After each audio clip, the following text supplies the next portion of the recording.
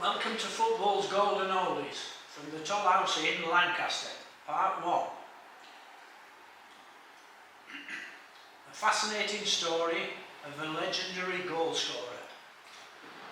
Dennis Sidney Viollet was born on the border of Moss Side and Fallowfield, a stone's throw from Manchester City's main road ground, on September 20th, 1933. And died in Jacksonville, Florida on March 6, 1999. Dennis was built like a matchstick, but would tag along with the older boys to flat fields where they would play for hours with a heavy case ball. He also used to kick a little tennis ball outside the main road ground for hour after hour. He was forever practicing. In those days, it was not unusual to see teenagers and grown men with their trousers tucked in their socks playing in the street or on waste ground. Dennis would badger everybody to be allowed to play, and they would eventually agree to let him join in. Afterwards, they would smile and tell him he was a good one. Praise indeed. The Viollet family tree. The name Viollet is French, so many people have wondered about Dennis's Gallic connections. Over the course of his career, it was suggested that the football played by Dennis had a marked flair and grace about it, which some people characterise as having a continental or Gallic élan or joie de vivre. There certainly appeared to be something of Eric Cantona in Dennis, a mixture of Gallic flair mixed with Mancunian flashiness. Bobby Charlton said that he saw in Dennis the skills and style of Raymond Copper, who won 3 European Cups with Real Madrid and 2 Spanish League titles. Matt Busby saw in Viollet the style and skills of a player Busby greatly admired, Hugh Gallagher, centre forward for Newcastle, Chelsea and Scotland, a top-class player if ever there was one. He might have been like Gallagher in style and skill, but nothing like him in temperament, as Hughie at 5'5" tall was always arguing with opponents and questioning every decision made by referees. Matt was born in the same Lanarkshire coalfields in Belshire as Hughie and Alex James. He practiced and played every day. Neighbours said that whenever they saw Dennis, he was always kicking a tin can or a ball around the maze of back streets and alleyways of Fallowfield and Moss Side. He played at school at break time and on his way home. Then after tea, he would be out practicing, learning new tricks and techniques. Dennis was improving by leaps and bounds, playing for St Margaret's School in Whalley Range, and stood out like a beacon on a foggy night, where he soon came to the attention of the Manchester boys selectors, aged only 13, but captained them for 2 years. Jimmy Murphy said, Dennis had a graceful style and dribbling artistry, allied to his goal-snatching exploits. He looked the part, neat, wispy, possessing an intelligent football brain with a powerful shot. He was deadly in the 18-yard box. Dennis looked frail, but he was like a ghost with cannonballs in his shooting boots. Lancashire Schools Cup, 3rd round. On Saturday, January 17, 1948, Manchester Schoolboys played Lancaster Schoolboys at Newton Heath Loco Ground in Salon Street, just off the A62. The match report said Manchester boys gave Lancaster boys a lesson in ball control and shooting at Newton Heath, and their victory puts them in the quarter-finals. Manchester's goals in the 12-0 victory, half-time 3-0, were scored by Viollet 4, Walker 2, Murray 2, Yeoman 2, Lewis and Kenyon. This wasn't the pitch Manchester United played on when they were known as Newton Heath. A few notes on the participants. Eddie Lewis Lewis made 24 appearances for Manchester United, scoring 11 goals and over 200 appearances in the Football League before emigrating to South Africa. Ray Charnley, who was left half for Lancaster, scored nearly 300 goals in the Football League, beginning his career and ending it with Morecambe, while his great friend Ronnie Mitchell, inside left, would play 4 games at fullback for Leeds United before returning to Morecambe because Leeds could not afford the £1,000 if Ron played a 5th game.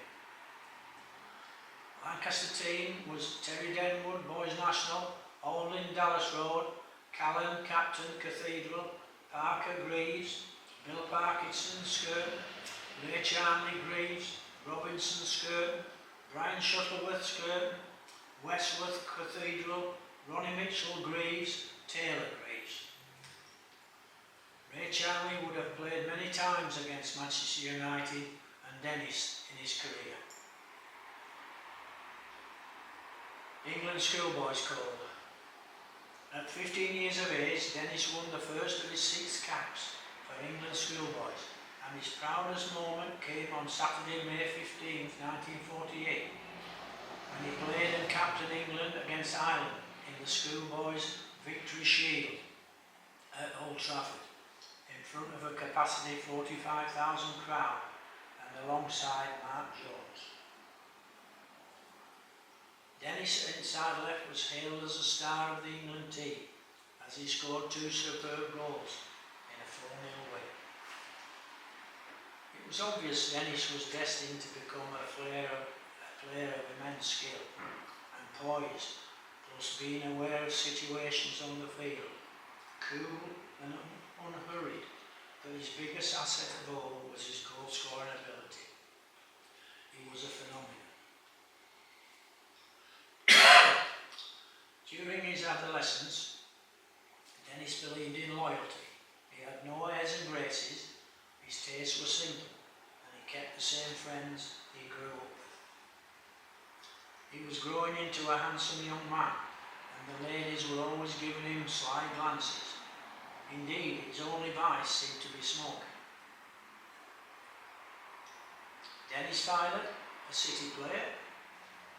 Manchester City were confident that the lad who lived on their doorstep would join them, and there was always the fact that the Viollet family were staunch Blues. However, during the war years, Dennis, who was about 9 years of age, met a soldier on home leave, and he would join in kickabouts on the street where Dennis lived. The serviceman was none other than Matt Busby, who played for City before World War II. Frank Swift arranged for Dennis and his father to meet the head scout at Main Road, where they sat for over an hour waiting for the scout, only to be told he had left the ground without any apology. Dennis's father hit the roof, and he and Dennis marched out at Main Road. Later, Jimmy Murphy, Bert Wally and Joe Armstrong called at the Viollet house, where an excitable Jimmy said, "Don't let young Dennis miss this opportunity of joining this wonderful club. The rest is history." Joining the Reds. Welcome Home was plastered across the front cover of Manchester United's match programme for the visit of Bolton Wanderers in August 1949, plus 3 members of the 1948 England schoolboy team, Cliff Burkett, Jeff Whitefoot and Dennis Viollet. Dennis said, "I was over the moon with the thrill of it all, and meeting my boyhood idol, Stan Pearson. Yet when I got there, I found all the players had one thing in common: modesty. There was no room for big heads." My first lesson. September 20th, 1950 was Dennis's 18th birthday, and he signed his first professional contract with the Cleveland Dealing. In 1950, a chirpy, happy-go-lucky, red-headed youngster joined United, and Albert Scanlon became great friends with Dennis. The 2 Manchester lads struck up a lasting friendship. Albert said it tickled me when Dennis was introduced to a lady. He would bow and kiss the back of her hand. He was a real Don Juan, I can tell you. For King and Country. In August 1950, Dennis married his girlfriend Barbara Southern. Their daughter Stephanie was born, and in later years, 3 other children, Roger, Deborah and Malcolm. Soon after, Dennis was called up for his 2 years national service in the army.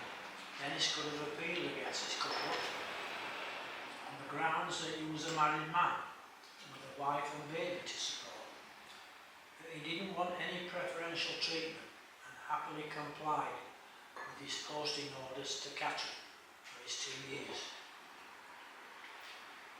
On his weekend leave, Dennis would ride home on the back of a friend's motorbike, and he was so cold on the back of the bike that they stuffed loads of newspapers inside their uniforms. Dennis said, I often wondered what Matt Busby would have thought if he knew I was getting such a hairy ride across country on the back of a motorbike. Championship won by Carey's team in 1952. Manchester United won the First Division title by 4 points, and Dennis can be seen far left on the back row. Dennis would make his first team debut at Newcastle on April 11th, 1953, aged 19. The first of 261 league appearances for the Reds. He got a weekend pass from Catterick Camp and celebrated that milestone with Les Olive, who was a footballer and office administrator combined.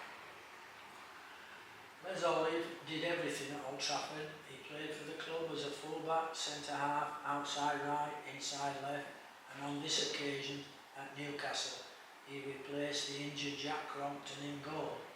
In later years, Les went on to become the club's secretary and a director after leaving. Dennis and Les helped United beat Newcastle 2-1. Tommy Taylor scored in both goals. Birth of the Babes.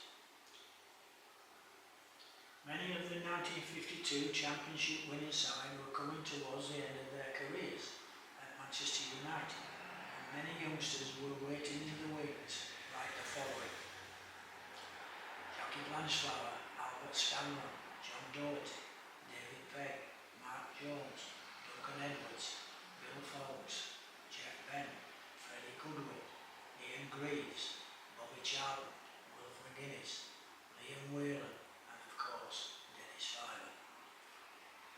Dennis celebrated his 20th birthday and his demote from the army by resuming full-time training, which improved his fitness and form, earning him a trip to Scotland for a midweek friendly, subs were allowed then, with Kilmarnock, which was to prove the turning point in United's history. United won 3-0, with goals from Henry Cockburn, Tommy Taylor and Dennis, but Henry broke his jaw and managed 3 more games before moving to Bury in 1954. Duncan Edwards came on for Henry. Henry summed up Dennis. We would all be chasing round trying to impress, and Dennis would look like a prince inspecting the troops as he majestically strode through a game. But he was a quiet fellow, rarely joining in our banter, and developed into a magnificent player. He was in his element when United played the Continentals, as he glided into goal-scoring positions where he frightened defenders to death. Dennis was a real charmer, and known by his mates at Old Trafford as a rum bugger who liked the ladies. Dennis replaced his hero, Stan Pearson, in the team. Busby launched his youngsters against Huddersfield. Ray Wood, Bill Foulkes, Roger Byrne, Duncan Edwards, Jackie Blanchflower, Tommy Taylor and Dennis Filer.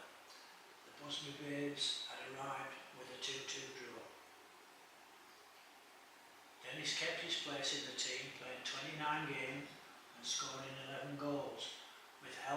Alan Mitchell and Jack Rowley, with Roger Byrne becoming his protector when big strong defenders tried to take advantage when Dennis refused to retaliate.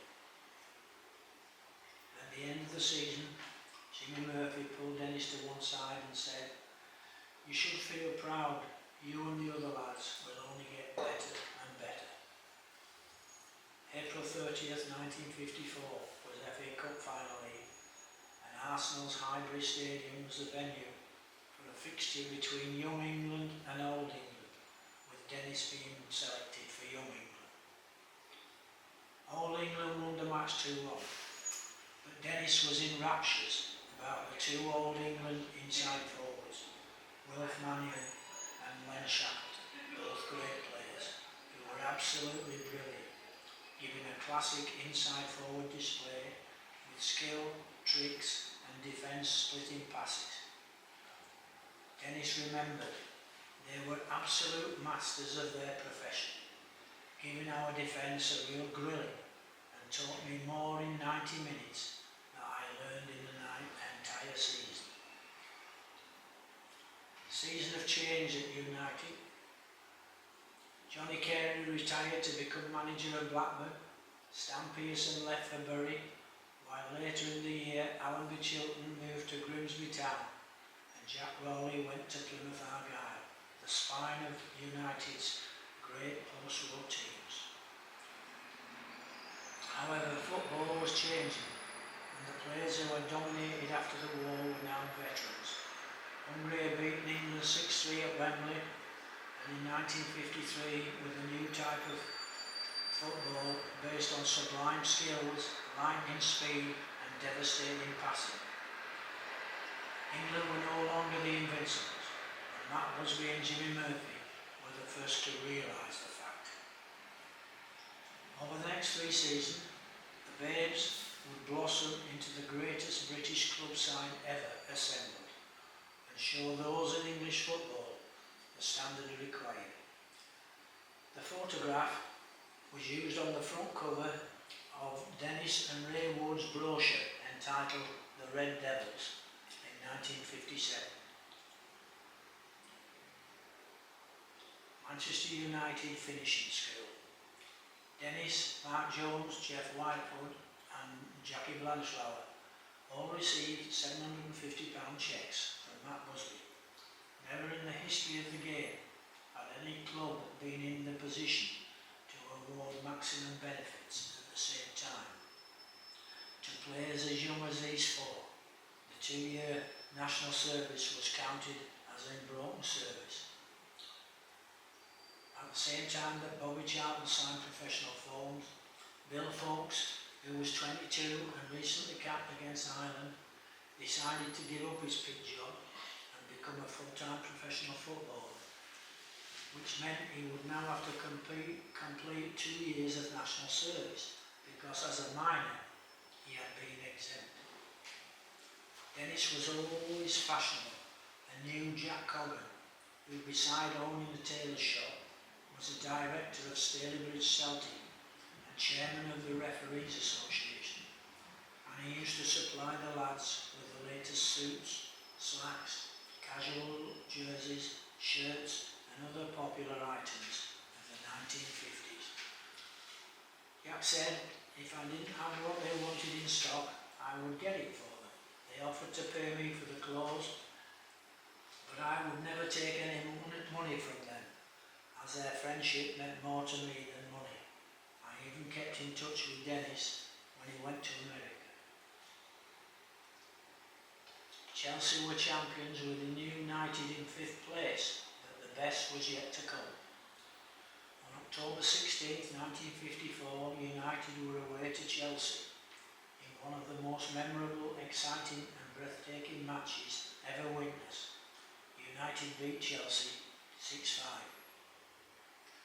Over 56,000 spectators were royally entertained by 2 sides who attacked each other for the entire 90 minutes, producing an 11-goal feast. Dennis scored his first senior hat-trick. Tommy Taylor got 2, with Jackie Blanchflower notching the other. Jackie Berry was in world-class form, laying on 5 of the goals, no assists in the 1950s, and was unanimously named man of the match. Roger Burns said, "No sooner had we scored than Chelsea were battering away at our defence, trying to equalise."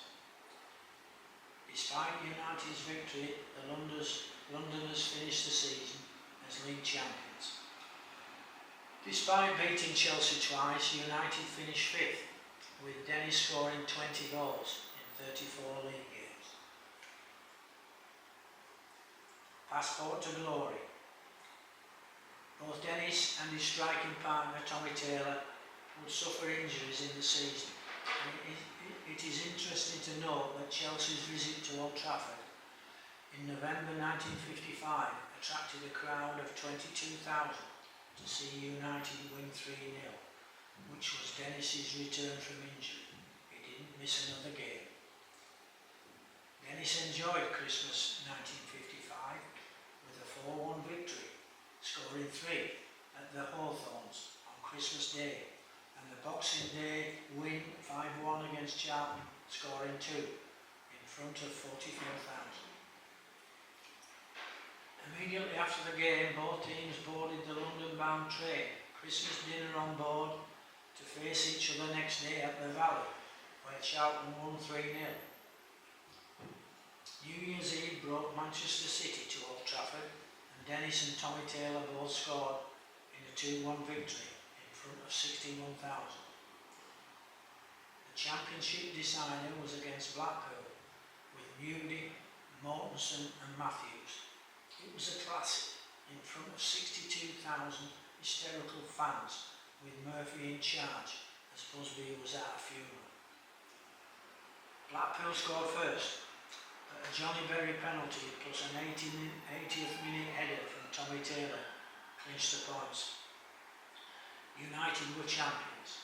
Murphy jumped from the dugout, laughing and crying as his little seeds had blossomed gloriously and reaped the ultimate reward. In this season, Dennis and Tommy Taylor scored 45 goals to win the title in front of Blackpool. The average age of the team was 21 years old. Unbelievable that Dennis knew he needed to be on his toes, as a certain youngster called Bobby Charlton had scored 30 goals in 31 Central League games.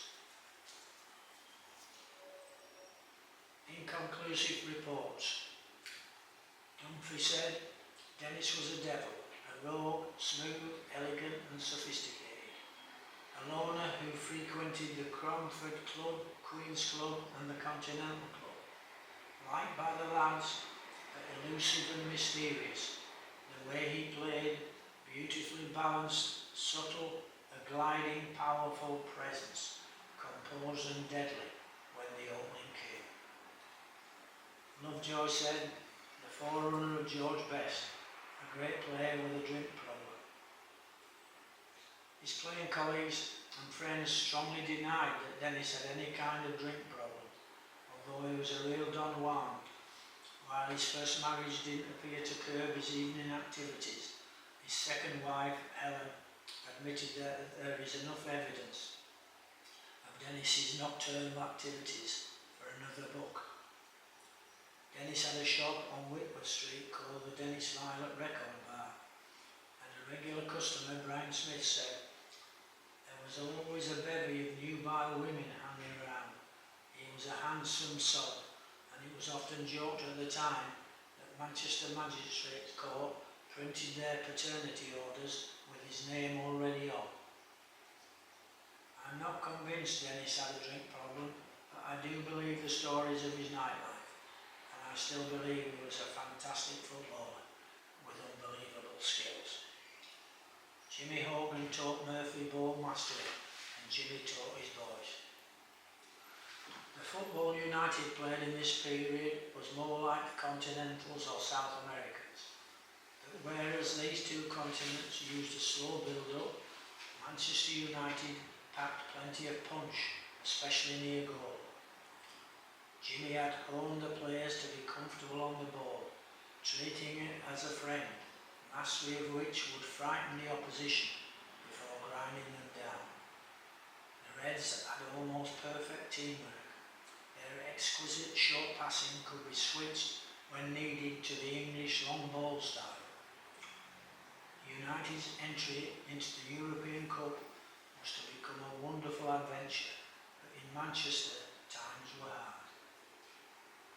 Living conditions for working class fans were dire and poorly paid. People were treated harshly, and although authority was sometimes challenged, obedience without contradiction or question remained the order of the day. Passports are needed to play now. On September 11, 1956, United travelled to Brussels to play Royal Sporting Club of Anderlecht, but many supporters could not afford the trip. In fact, they were lucky if they could afford a week in Blackpool or North Wales for their summer holidays. Despite Duncan Edwards being injured, Jackie Blanchflower took his place and had a blinder in a 2-0 victory. But it was Dennis Viollet who made history when he became the first Englishman to score in the European Cup. Manchester were buzzing in the days leading up to the return game against Anderlecht, played at Main Road, and it turned out to be one of the most memorable games any United team has played in, as they won 10-0 with goals from Viollet 4, Taylor 3, Whelan 2 and Berry. To make comparisons to United's attacking brilliance, we need to look at Hungary destroying England on November 25th, 1953, and Real Madrid's masterclass and destruction of Eintracht Frankfurt at Hampden Park in May 1960. Of course, the following morning, the critics claimed Anderlecht were a mediocre side, but they all failed to mention that on a previous visit to England, they had defeated Arsenal. Puskás wants to join United. After the Hungarian uprising in 1956, Puskás had turned 30, and many experts believed he was finished before joining Real Madrid and making them the greatest club side in the world. Yet United could have had him for nothing. In 1956, Ferenc Puskás was a political refugee. When he told journalists he and 2 friends would love to play for Manchester United, Matt Busby said, "You can count me out. I'm building a young team, and the last thing I would dream of doing is signing any continental player, no matter how big their reputation." We see Edwards, Byrne, Pegg and Viollet getting involved with advertising in 1957. This is the end of the first part of the story of Dennis Viollet.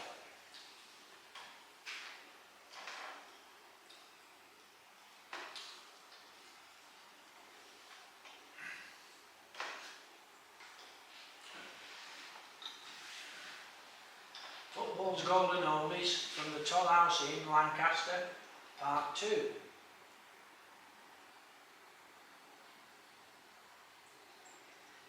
Not so sunny Spain.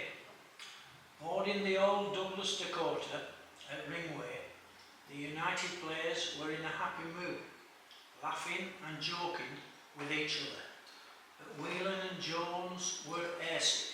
Chairman Harold Hardman, who was 75, suffered a stroke and was rushed to hospital when they landed and missed the game. Before landing, the pilot, Captain Riley, asked everyone to look out for the runway, which must have boosted everybody's confidence. Dennis said when he made the announcement, we all looked at each other. Can you believe it? He asked us to be navigators, and Duncan Edwards, his face was green, looked as though he would be sick. The airport had been closed because of heavy snow, and when they eventually touched down, it was freezing cold, and the team disembarked into a blizzard. The game looked like it would be postponed, which worried Busby, as he knew the repercussions from the Football Association would be severe. The game.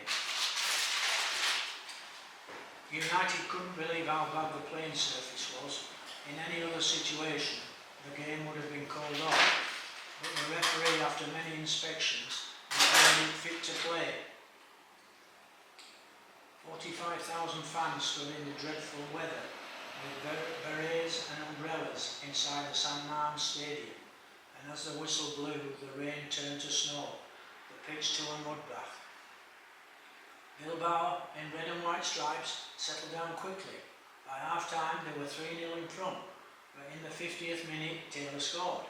5 minutes later, Viollet added a second, but the German referee made some mysterious decisions and Bilbao scored another 2 goals. United were 5-2 down. After 85 minutes, Billy Whelan in blue scored one of the greatest goals ever seen on any ground. In his own half, Whelan received a glorious pass from Edwards, and with Taylor and Viollet flanking him, he went on a dribbling spree, dodging Bilbao defenders, who were snorting like raging bulls before letting fly. The ball rocketed into the top left-hand corner of the net. His teammates drowned him in the sea of mud. The United officials danced, clapped, yelled. Even Busby and Murphy were laughing and crying with joy. Nightmare journey home, almost shades of Munich. The Dakota had been left on the runway, covered in thick snow and ice, meaning the pilot refused to fly, so players and officials got busy with brushes and shovels to free the plane. Finally receiving permission to take off, the plane ran into a gale. Everyone was petrified as going into Jersey to refuel, the plane dipped alarmingly and bounced on the runway. Once back in Manchester, they faced the return leg on February 6, 1957 at Main Road in front of 65,000 fans who screamed, yelled and clapped to make a huge volume of noise. 44 minutes gone and Edwards unleashed a rocket that was blocked.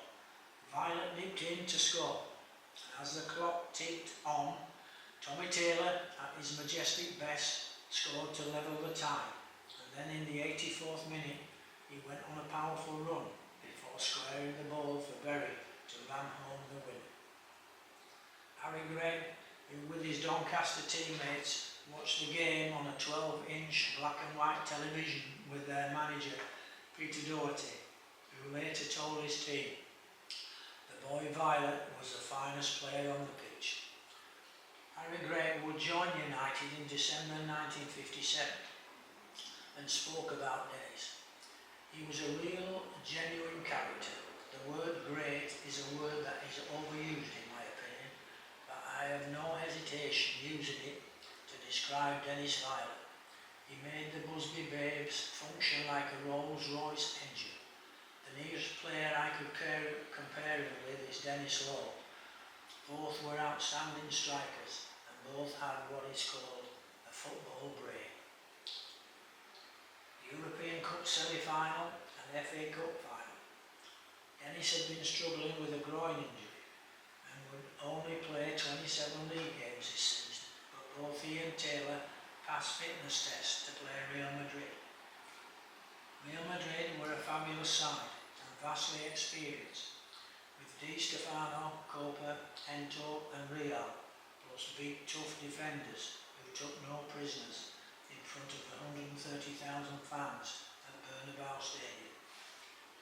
Despite United's defensive heroics, Madrid won the match 3-1, but United kept them at bay for 60 minutes. Before United played Real in the second leg, they had confirmed they were First Division champions for the second successive year, but could they repeat the magic of Bilbao against Real Madrid? Madrid put on a soccer spectacle under the floodlights of Old Trafford, with Copa scoring, and Matthias made it 2-0, but United never knew when they would beat. In the 56th minute Taylor scored, and when after 85 minutes Charlton deputising for Viollet made it 2-2. The crowd crowd went berserk. On a boiling hot day, May 4th, 1957, United's hopes of winning a League Cup double went up in smoke after just 10 minutes when Aston Villa's Peter McParland shattered Ray Wood's jaw and Villa would lift the FA Cup 2-0 with Dennis Viollet failing a fitness test before the game. In the 1950s, the FA would only award medals to the 11 players who actually played in the cup final.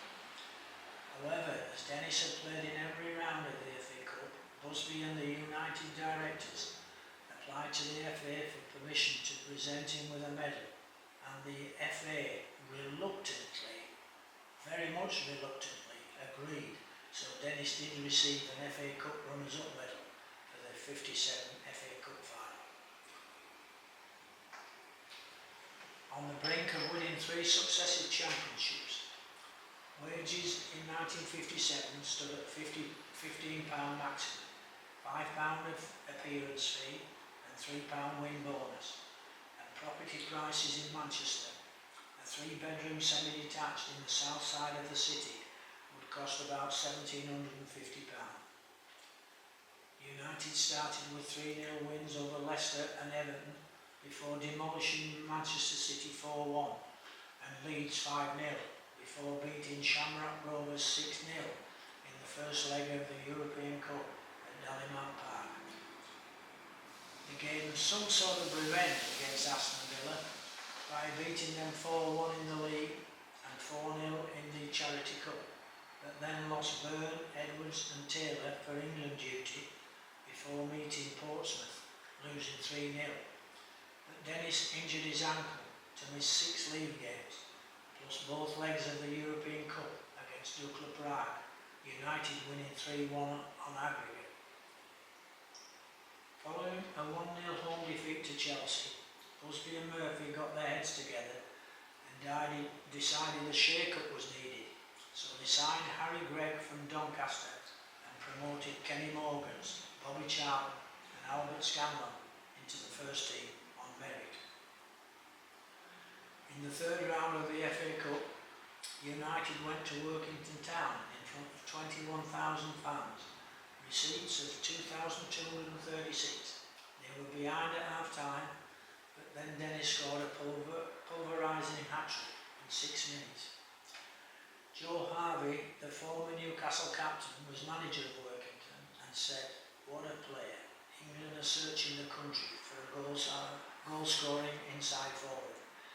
This fellow Viollet should be an automatic choice." Frank Swift wrote in the News of the World, "Dennis Viollet was superb, and his brilliantly taken 6-minute hat-trick saved his team. His balance and superb control of the ball in such severe conditions stamped him as a craftsman of the highest order." European Cup quarter-finals at Old Trafford. Red Star Belgrade began the game as thick fog circled the ground. Conditions were difficult, and they had a classy inside forward called Tasic, who got the first goal. There was a great deal of petty fouling by both sides, and goalkeeper Vladimir Vera, a former valley dancer known as the Black Panther, was majestic.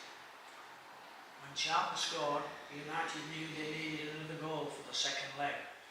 With less than 10 minutes left, Viollet produced an act of genius, beating 3 defenders on the right wing in a mazy dribble before crossing for Eddie Coleman to score. Referee Lickens blew the final whistle to end the game. He had blown it previously for 41 fouls, 24 for United, 17 for Red Star. United beat the Bolton Bogey by winning 7-2 at home, with scorers Charlton 3, Viollet 2, Scanlon and Edwards, but Busby had a settled team once more. It was Gregg, Fawkes, Byrne, Coleman, Jones, Edwards, Morgans, Charlton, Taylor, Viollet and Scanlon. David Pegg was determined to win his place back. but Johnny Berry was upset and asked for a transfer, which Busby refused. The best of the babes. Before flying to Belgrade, United had a league game at Highbury, staying at the Lancaster Gate Hotel. But on Saturday morning, they awoke to the news that director George Whittaker had been found dead in his room. United were 3-0 up at half-time, but Arsenal pulled it back to 3 apiece before Duncan Edwards took charge, and with wingers Morgans and Scanlon and Rampant, United scored 2 to make it 5-3, while conceding a late consolation goal to the Gunners. Fantastic photo in the dining room of the Hotel Metropole, with Busby giving a team talk to his boys, who all seem to be listening apart from Bill Fawkes, who smiles at the camera. United had chartered an old Elizabethan piloted by captains Fane and Raymond. They refuelled in Munich, and after landing in Belgrade they went by coach to the Hotel Metropole, seeing many people walking without shoes and shops with nothing to sell.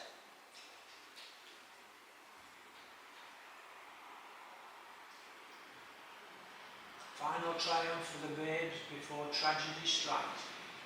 52,000 spectators, including hundreds of soldiers, were inside for the kick-off, and they saw United take a 3-0 lead through Viollet and Charlton, but a shocked Red Star fought back in the second half with niggly tackles and frayed tempers.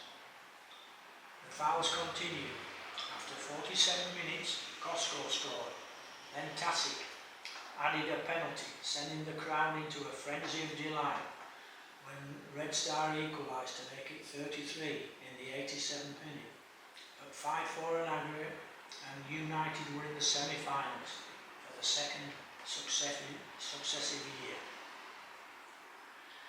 Tom Curry reminded the lads that it was exactly 12 months to the day since United beat Bilbao in one of their greatest ever victories. Conditions in Munich were almost identical.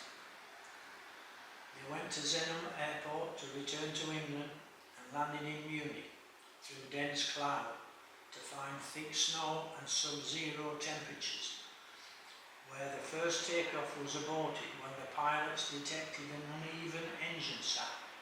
So they tried again with the same result as they halted halfway down the runway. The party disembarked and went into the lounge, expecting to wait a few hours, but to their surprise the call came for them to board the aircraft again. Scanlon and Fawkes at the front, where they were joined by Viollet and Charlton, who had swapped places with Taylor and Payne, who thought it would be safer at the back. I will not dwell on the details. The plane taxied, and shortly after came a howling and whistling sound. Then bang! Passengers were scattered. It was like the middle of a whirlpool as the plane went round in circles. Then another explosion, and the tail end broke off and burst into flames. The rest is history. It was carnage. Viollet and Charlton were still strapped into their seats, 70 yards away from the plane. Roger Byrne was nearby, appearing to be asleep, but he was dead, not a mark on him. 7 players died, plus Duncan, 15 days later, the Flowers of Manchester, priceless footballers who were the envy of every other club in England. Violet's head was split wide open, covered in blood.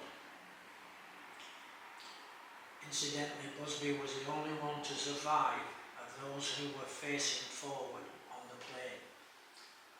As Dennis went into hospital, he spotted Frank Swift lying dead on a stretcher and passed out again.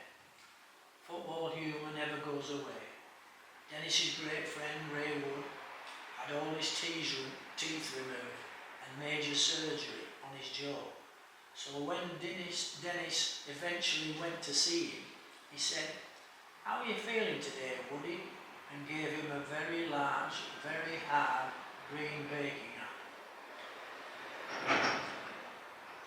Tricky takes the next step. It was March 4th before Dennis was allowed to return to England. He refused point blank to fly, so he went by train to the Hook of Holland, then ferry to Harwich. Dennis said, "I'm still suffering from violent headaches, but would eventually fall asleep. I remember going back to Old Trafford. There was a strange silence, and I knew from that moment Old Trafford would never be the same again." United's form after Munich was abysmal. Their only win was a 2-1 Easter Monday game over Sunderland. And although clubs offered to help, it was meaningless. Only Liverpool and Nottingham Forest offered players. Remember those clubs who didn't sit on their hands but offered help where it was needed. On April 21st, 10 weeks after the crash, Dennis played against league leaders Wolves, who had no mercy, handing out a 4-0 thrashing. But Viollet was brilliant, and Murphy told him he would play at Wembley in the FA Cup final against Bolton Wanderers. FA Cup final against Bolton Wanderers. After 3 minutes, the Lion of Vienna scored and United faced an uphill task, but they stuck at it. Charlton hitting a post, with Dennis trying hard but to little effect. In the 55th minute, Lofthouse scored a very controversial goal when Greg easily caught a cross, but Lofthouse, moving like a tank, charged him and the ball went into the net. Referee Sherlock of Sheffield had no hesitation in awarding a goal, and in the end Bolton were a worthy 2-0 winners. Doctors and nurses who would care for the injured in Munich were guests at the Savoy Hotel. Dennis sat down with the doctor who had warned him of the dangers of playing football with his severe head injuries, and she scolded him again for endangering his life.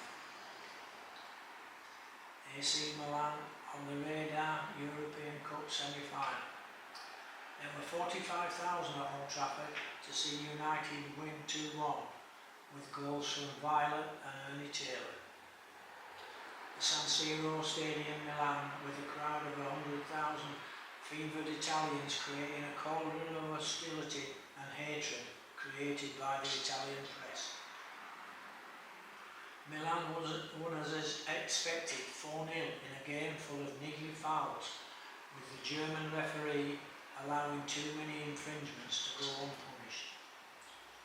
Bobby Charlton had missed both games as he was on England duty, and despite Munich and his injuries, Dennis scored 23 goals and 31 appearances.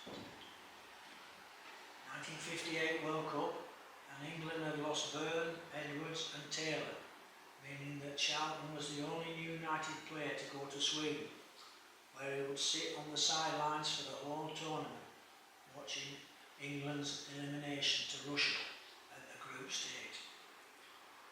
In July 1958, UEFA invited United to compete in the European Cup as well as champions Wolves as a tribute, and were drawn against Young Boys of Bern. But the Football League refused permission. United appealed and were successful, but the Football Association and the Football League met and blocked their entry, which caused a lot of business. I remember the Superga disaster.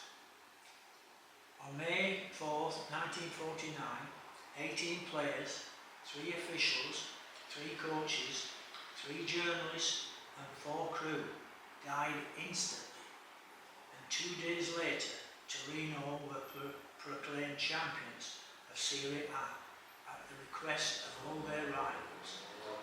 Their FA did the right thing, our FA did the wrong thing. Season 58-59 was hot and cold.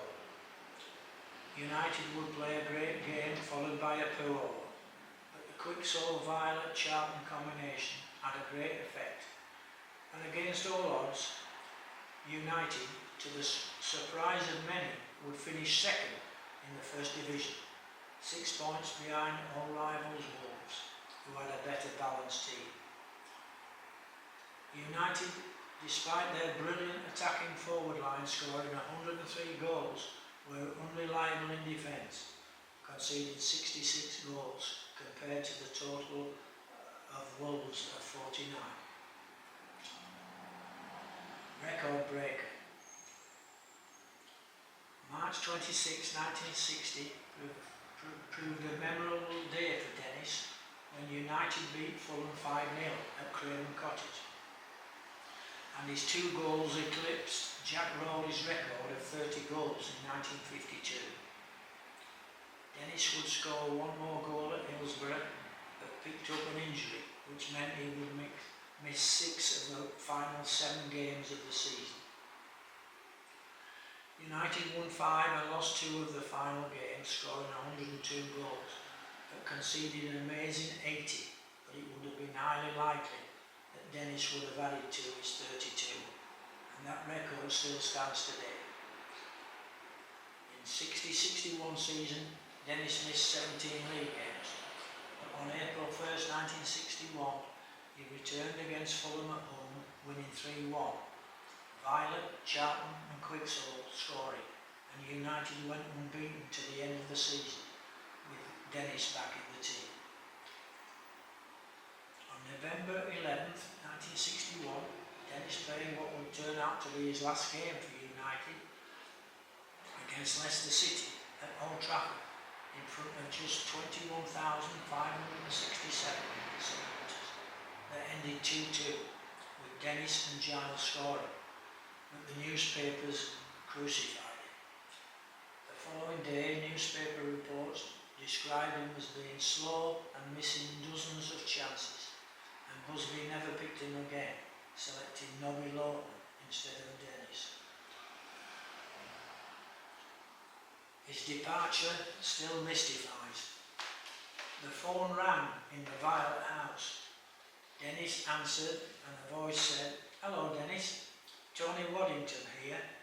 Don't bother reporting to Old Trafford for training tomorrow. Come down to Stoke, because I have just bought you from United. Would you mind if I come to see you straight away?" When Waddington arrived, he told Dennis to write down on a piece of paper what he wanted in wages, but the deal would not go ahead if he was unhappy. Dennis's mind was in turmoil. He shrugged his shoulders and said, "Right, this sounds great. Where are the forms? I'll sign for Stoke." After the Stoke manager left, Dennis picked up the phone and dialed Busby, who said he was sorry you hadn't mentioned it, but you had been rather busy. An unbelievable insult. Viollet said after he hung up the phone, "I'll never forgive him for the heartless way in which he handled my leaving Old Trafford. It felt as if I was an old pair of boots, and I pictured a young team standing around Busby and listening to his every word. Now those words seem hollow." There was no mention of his transfer in any match programmes for the rest of the season, and no messages of good luck from manager or staff, except from Spud Murphy. Dennis's outspoken views on the treatment of survivors of Munich and his nightclubbing had irked many people in the pious boardroom, which Harry Gregg confirmed later. The transfer, like others before and since Old Trafford, was carried out in a shoddy, underhand manner. Although Dennis stepped down a division, he doubled his wages to £70 a week before bonuses, and him and Stan Matthews were the highest paid players in Division 2. To compare his salary, Jimmy Greaves, Dave Mackay and Danny Blanchflower never earned more than £60 a week at Tottenham. Tricky was critical of the way United players after Munich. Albert Scanlon suffered a fractured skull, broken leg, broken shoulder and severe lacerations. So when he finally returned to Manchester, he had to attend the local hospital frequently for treatment, but Les Olive, United secretary, told him that United would not be paying his taxi fares in future. Disgraceful act. Johnny Berry suffered a fractured skull, broken leg, broken jaw, broken pelvis and broken leg, and never played again. But in 1960, United asked him to vacate his rented United house so they could accommodate new signing Morris Setters. Another disgraceful act. Jackie Blanchflower suffered a fractured pelvis, broken arms, broken legs, crushed kidneys, and his right arm was almost severed. He was in a hospital for over 2 months and was read the last rites, although not a Catholic. He lived in a clubhouse and his wife Jean said, "It was made clear we had to leave. United were very cold, very harsh after the crash." Jackie was on the dole by January 1959, 11 months later, when Lewis Edwards offered him a job in his meat factory, loading meat onto lorries. That was a disgraceful act as well, seeing that the injuries he had suffered. I believe that Dennis Viollet was horrified by the treatment his close friends received and would not have kept quiet. So was this the thing that hurt the boardroom and Busby? I believe it was, and he deserves great credit for speaking out and for not keeping quiet. Sold to Stoke City for $25,000 in January 1962. Stoke were being rebuilt by Tony Waddington and contained experienced players like Stan Matthews and Jackie Moody. So his signing was looked upon as a coup for Stoke. A poor start in 62-63, so 6 games without a win. But then Dennis kick-started Stoke's season with 4 goals against Charlton on September 12th, and this gave them the impetus to go on an unbeaten run of 18 games that was ended on December 15th against Leeds United.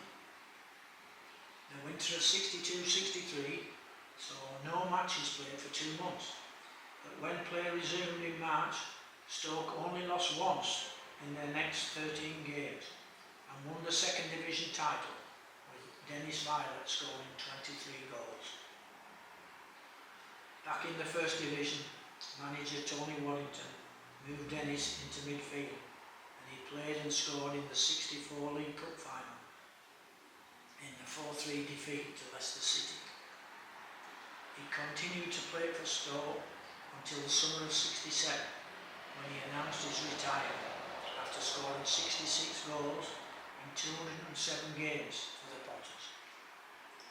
Dennis came out of retirement to play in Baltimore for a season, but returned to England to play for Witton Albion, then Linfield, winning the Irish Cup in 1970. 2 spells coaching at North End and Crewe in 1971 preceded a permanent move to America in 1974. A flower of Manchester, Dennis was a truly great player. From 1974 until his death from cancer in 1999, in 65, in his adopted home of Jacksonville, Florida, Dennis made a huge contribution to soccer in America, becoming known as Coach Viollet. He coached in Washington for 4 years and then joined Boston in 1978 before the team relocated to Jacksonville in 1981, where in 1990 Dennis took the reins of the Jacksonville University Dolphins, and they have competed annually with their primary rivals, the University of North Florida, for the Dennis Viollet Cup since 2001. Dennis had divorced his first wife Barbara in 1969, immediately marrying Helen Grief, and their daughter Rachel, born in 1972, became the British #1 tennis player in 1996. Tricky, Moss side to his final resting place, the Stretford end. Dennis was in the Sandor courses, used Fontaine, Jimmy Greaves' class as a goal scoring inside forward. That was said by Jimmy McElroy. Courses scored 11 goals in the 1954 World Cup and 75 goals in 68 appearances for Hungary, scoring 9 goals every 10 games. Fontaine scored 13 goals in the 1958 World Cup and 30 goals in 21 appearances for France, scoring 9 goals in 10 games. Jimmy Greaves scored 44 goals in 57 appearances for England, scoring 7 goals in 10 games. Tricky Viollet scored 6 goals in every 10 games. Ellen brought his ashes back to Manchester and scattered them in the goal mouth at the Stretford end. Tricky would have liked that. Dennis Viollet was a gentleman footballer who knew triumph and tragedy, yet met both impostors just the same. His story is filled not only with feats of footballing achievements, but with the Dennis Viollet hallmark, dignity and class. A Manchester lad with the style and poise of the greatest in the world, he was a wonderful exponent of the beautiful game. I hope you have enjoyed his story and hear what his daughter said.